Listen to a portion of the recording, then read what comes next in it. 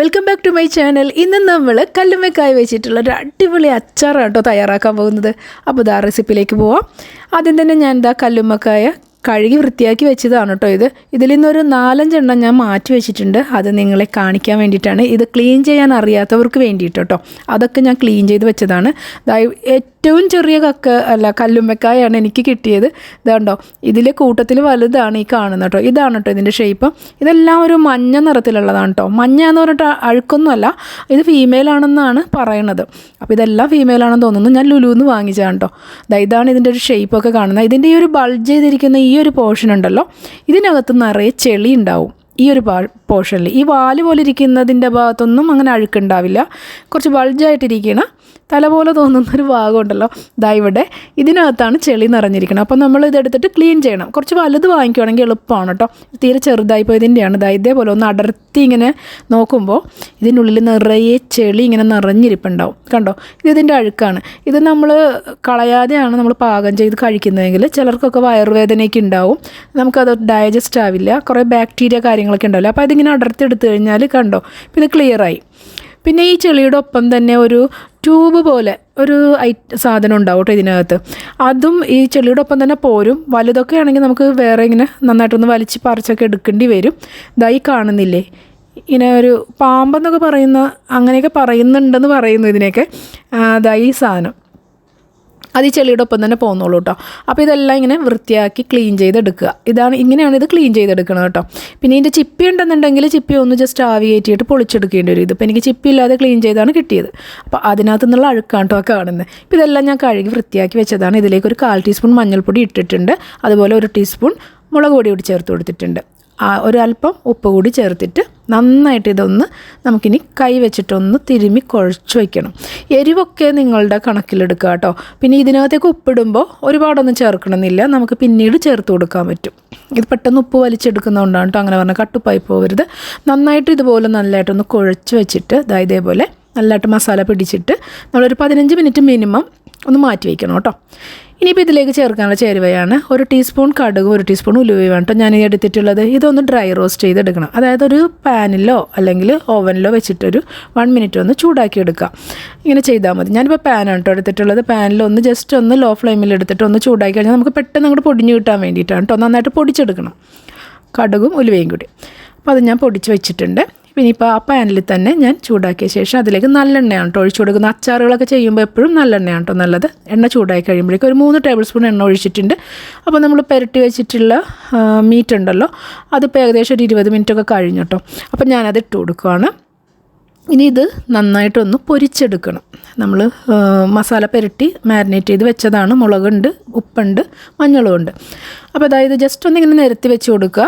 ഒരു medium flame വയ്ക്കുക. എപ്പോഴും ഇളക്കി ഇങ്ങനെ മറിക്കേണ്ട. ഓൾറെഡി എൻ്റെ ഈ മീറ്റ് ഇങ്ങനെ പിച്ചി കീറിയ പോലെയൊക്കെ ആയി പോയിട്ടുണ്ട്. മൊത്തത്തിൽ ചെറുതായതുകൊണ്ട് അഴുക്കൊക്കെ കളഞ്ഞു വന്നപ്പോൾ ഇങ്ങനെയായി. എൻ്റെ ഷേപ്പ് പോലും കാണാൻ പറ്റാത്ത അവസ്ഥയിലായി. കുറച്ച് വലിപ്പമുള്ളത് വാങ്ങിക്കണം കേട്ടോ നിങ്ങൾ വാങ്ങിക്കുമെങ്കിൽ.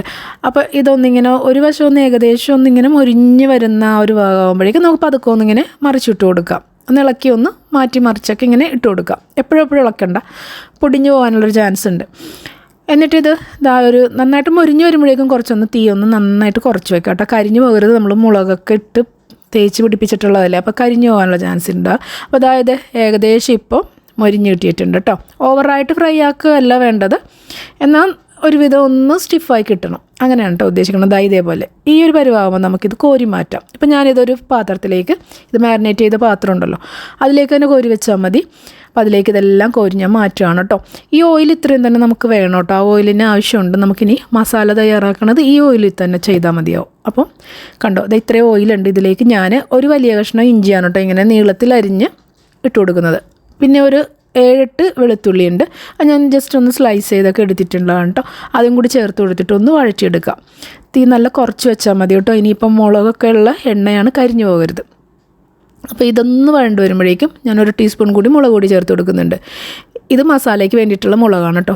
അപ്പോൾ നിങ്ങളുടെ ആവശ്യമനുസരിച്ചിട്ട് ചേർത്ത് കൊടുത്തോളൂ, എരിവൊക്കെ നോക്കിയിട്ട്. പിന്നെ നമ്മൾ പൊടിച്ച് വെച്ചിട്ടുള്ള കടുക് ഉലുവ ഡ്രൈ റോസ്റ്റ് ചെയ്ത് പൊടിച്ചില്ലേ, അത് നമ്മളിതിൻ്റെ കൂടെ ഈ സമയത്ത് ചേർത്ത് കൊടുക്കുക. പിന്നെ ഈ മസാലയ്ക്ക് അതിനകത്തേക്ക് ഒരല്പം കായപ്പൊടി ഉണ്ടല്ലോ, അതൊരല്പം ചേർത്ത് കൊടുക്കാം. എന്നിട്ട് ഇപ്പം ഞാൻ തീ ഓഫാണ് കേട്ടോ ചെയ്ത് വെച്ചിട്ടിരിക്കുന്നത്. പൊടികൾ ഇടുന്നതിന് മുന്നേ തീ ഓഫ് ചെയ്യാം. നല്ല ചൂടിലിരിക്കുന്ന ചട്ടിയാണ്, കരിഞ്ഞു പോകാതിരിക്കാൻ. എല്ലാ പൊടികളും എല്ലാം കൂടി നന്നായിട്ടൊന്ന് മിക്സായിട്ട് ചെറിയൊരു ലോ ഫ്ലെയിം വെച്ച് കൊടുക്കുക. ഇപ്പം ഞാൻ ലോ ഫ്ലെയിം വെച്ച് കൊടുത്തിട്ടുണ്ട്. അതാണ് ഇങ്ങനെ പതഞ്ഞിപ്പോൾ ഇത് വരുന്നത്. അപ്പം ഈ മുളകൊക്കെ ഒന്ന് നന്നായി മുരിഞ്ഞ് വരുമ്പോഴേക്കും നമുക്കിതിലേക്ക് വിനാഗിരി ചേർത്ത് കൊടുക്കാം കേട്ടോ. ഞാനിപ്പോൾ ഏകദേശം ഒരു 3 ടേബിൾ സ്പൂൺ വിനാഗിരി ചേർത്തിട്ടുണ്ട്. അതും നിങ്ങളുടേക്ക് ഇഷ്ടാനുസരിച്ചിട്ട് പുളി എത്ര വേണോ, കുറവ് വേണോ കൂടുതൽ വേണോ അതൊക്കെ ഓരോരുത്തരുടെ ഇഷ്ടമാണ്. മസാലയിലേക്ക് വേണ്ടിയിട്ടുള്ള ഉപ്പ് അതിപ്പോൾ ആവശ്യത്തിന് ചേർത്ത് കൊടുക്കാം. ഇപ്പോൾ ഇതെല്ലാം കൂടി ഏറ്റവും ചെറിയ ഫ്ലെയിമിലിരുന്ന് അങ്ങനെ തിളച്ച് വരുമ്പോഴേക്കും നമ്മൾ വറുത്ത് വെച്ചിട്ടുള്ള മീറ്റ് എടുത്ത് ഇതിലേക്ക് ഇടാം. അപ്പം ഇതെല്ലാം കൂടി ഇനിയൊന്ന്, ഇതിപ്പം ഡ്രൈ ആയിട്ട് വറുത്താണ് ഇരിക്കുന്നത്. അപ്പോൾ ഇനി ഈ മസാല പിടിക്കാനുണ്ട്. ഓൾറെഡി അതിനകത്ത് എരിവുണ്ട്, എന്നാലും ഈ മസാലയും പുളിയും അങ്ങനെയുള്ള ഗ്രേവി മസാലയൊക്കെ കൂടി ഇതിനകത്തേക്ക് ചേർന്ന് കിട്ടണം. പിന്നെ നമ്മൾക്ക് അത് കൂടാണ്ട് തന്നെ കുറച്ച് വെള്ളം ഒഴിച്ച് കൊടുക്കണം കേട്ടോ. എന്തിനാന്ന് പറഞ്ഞാൽ ഇതെല്ലാം കൂടി ഇരുന്നിട്ട് ഒന്ന് ഒരു മീഡിയം ഫ്ലെയിമിൽ തിളച്ച് വരണം. അപ്പോഴേക്കും നമ്മുടെ ഈ മീറ്റ് ഒന്ന് സോഫ്റ്റായിട്ട് മസാലയൊക്കെ അബ്സോർബ് ചെയ്ത് നല്ലൊരു കൺസിസ്റ്റൻസിയിലേക്ക് അത് വരും. നല്ലൊരു ടേസ്റ്റും കിട്ടാൻ വേണ്ടിയിട്ടാണ് കേട്ടോ മസാലയിൽ ഇത് ഈ മീറ്റ് ഒന്ന് കുതിർന്ന് കിട്ടണം. അപ്പോൾ കുറച്ച് വെള്ളം നമ്മൾ ഒഴിച്ചു കൊടുക്കുക. അതിപ്പോൾ തിളച്ച വെള്ളമോ ചൂടുവെള്ളമോ ഒന്നും വേണമെന്നില്ല. കാര്യം എന്ന് പറഞ്ഞാൽ വെള്ളം ഇതിനകത്ത് തിളച്ച് വരാനുള്ളതാണ്. നന്നായിട്ട് തിളപ്പിക്കും നമ്മൾ. അപ്പോൾ നമുക്ക് തിളച്ച വെള്ളം ഒഴിക്കണമെന്നില്ല, സാധാരണ വെള്ളം ഒഴിച്ചു കൊടുത്താൽ മതി. അപ്പം ലോ ഫ്ലെയിം വയ്ക്കുക കേട്ടോ, ഓവർ ഫ്ലെയിം വയ്ക്കേണ്ട, മീഡിയം വരെ വയ്ക്കുക തീ. എന്നിട്ട് ഇതേപോലെ ഒന്ന് തിളയ്ക്കുക. ഈ സമയത്ത് നമുക്ക് ഉപ്പും പുളിയും എരിവൊക്കെ നമുക്ക് വേണമെങ്കിൽ നോക്കാം. അപ്പോൾ ഇങ്ങനെ തിളച്ച് വരുമ്പോഴേക്കും നമുക്കിനി ഒരു മൂടിപ്പാത്രം വെച്ചിട്ട് ചെറിയ തീയിലേക്ക് വെച്ചിട്ട് അടച്ച് മൂടി ഒരു 5 മിനിറ്റ് അങ്ങനെ ഇരുന്നൊന്ന് കുറുകി വരണം ഇത്. അപ്പം മീറ്റും മസാലയും എല്ലാം കൂടി ഒന്ന് മിക്സായി കിട്ടും. ഇങ്ങനെ ഒരു മൂടി വെച്ച് അടച്ച് ഏറ്റവും ലോ ഫ്ലെയിമിലേക്ക് വയ്ക്കുക. അങ്ങനെ ഒരു 5 മിനിറ്റ് അത് അവിടെ ഇരുന്ന് തിളയ്ക്കട്ടെ. ഇപ്പോൾ ഇതാണ്ടോ നന്നായിട്ട് അവിടെ ഇരുന്ന് തിളയ്ക്കുന്നുണ്ട്. ഏകദേശം 5 മിനിറ്റ് ആയിട്ടുണ്ട് കേട്ടോ. അപ്പോൾ ഞാനിതൊന്ന് തുറന്ന് നോക്കാൻ പോവാണ്.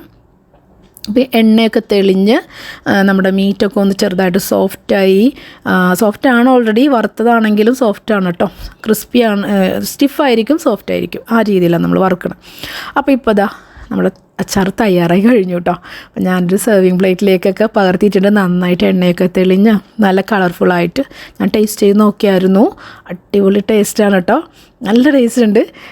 അപ്പോൾ നിങ്ങളെല്ലാവരും തയ്യാറാക്കി നോക്കിക്കോളൂ. വളരെ സിമ്പിളാണ്. പിന്നെ വാങ്ങിക്കുമ്പോൾ കുറച്ച് വലുത് നോക്കി തന്നെ വാങ്ങിക്കുക, ക്ലീൻ ചെയ്യാൻ എളുപ്പമാണ്. അപ്പോൾ ഈ സിമ്പിളായിട്ടുള്ള ഈ റെസിപ്പി, അച്ചാറിൻ്റെ റെസിപ്പി നിങ്ങൾക്ക് ഇഷ്ടമായെന്ന് വിചാരിക്കുന്നു. ഇനിയിപ്പോൾ നമുക്ക് അടുത്ത വീഡിയോയിൽ കാണാം. Tata bye.